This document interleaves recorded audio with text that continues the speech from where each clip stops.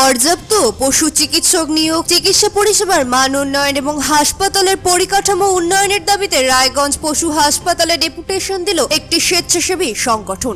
সংগঠনের প্রতিনিধিরা হাসপাতালের দায়িত্বপ্রাপ্ত আধিকারিক ডক্টর রাকেশ মণ্ডলের হাতে একটি স্মারকলিপি তুলে দেয়। স্মারকলিপিতে সংগঠনের পক্ষ থেকে অভিযোগ করা হয়, জেলার অন্যতম গুরুত্বপূর্ণ এই পশু হাসপাতালে বর্তমানে মাত্র একজনই পশু চিকিৎসক কর্মরত রয়েছে। ফলে প্রতিদিনে বিপুল সংখ্যক অসুস্থ গবাদি পশু এবং অন্যান্য প্রাণী চিকিৎসার জন্য এলেও একজন চিকিৎসকের পক্ষে একসঙ্গে সকলকে পরিষেবা দেওয়া সম্ভব হচ্ছে না। এর জেরে চিকিৎসা পরিষেবার দীর্ঘ বিলম্ব হচ্ছে এবং বহু পশুপালককে ঘন্টার পর ঘন্টা অপেক্ষা করতে হচ্ছে। অনেক ক্ষেত্রে সময় মতো চিকিৎসা না পাওয়ায় পশুর স্বাস্থ্য ঝুঁকি বাড়ছে বলে দাবি করা হয়েছে। সংগঠনের পক্ষ থেকে আরো জানানো হয়, জেলার বিস্তীর্ণ এলাকা থেকে মানুষ এই হাসপাতালে তাদের অসুস্থ পশু নিয়ে আসেন, কিন্তু পর্যাপ্ত চিকিৎসক, প্রয়োজনীয় কর্মী এবং আধুনিক পরিকাঠামোর অভাবে হাসপাতালটির চাহিদা অনুযায়ী পরিষেবা দিতে পারছে না। তাই অবিলম্বে অতিরিক্ত পশু চিকিৎসক নিয়োগ, প্রয়োজনীয় কর্মী বৃদ্ধি, আধুনিক চিকিৎসা সরঞ্জাম সরবরাহ এবং হাসপাতালের সার্বিক পরিকাঠামো উন্নয়নের দাবি জানানো হয়েছে।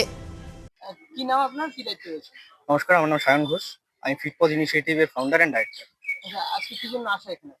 আজকে দেখুন, আমরা সকলেই জানেন যে রায়গঞ্জ পৌর হাসপাতালের অবস্থা খুবই খারাপ। এখানে যিনি আছেন ডক্টর রাকেশ মণ্ডল, তার কাছে আমরা আজকে ডেপুটেশন জমা করলাম। রায়গঞ্জ হসপিটালের যে ইনফ্রাস্ট্রাকচার, সেটা ডেভেলপমেন্ট হওয়া খুবই দরকার এবং কি সাথে সমস্যা রয়েছে? এবং তার সাথে সাথে যে সমস্যা আমরা ফেস করছি সেটা হচ্ছে ডাক্তার এখানে খুবই কম। অনেক সময় ডাক্তার অ্যাভেলেবেল থাকেন না, আসলে তাকে পাওয়া যায় না। এবং যে অ্যাসিস্ট্যান্ট আছেন, যত সম্ভব তার নাম পম্পা পাল এরকম কিছু, তার ব্যবহার খুবই খারাপ। আমাদের একজন সদস্য একবার এসেছিলেন, তার সাথে যথেষ্ট খারাপ ব্যবহার করেছেন। I think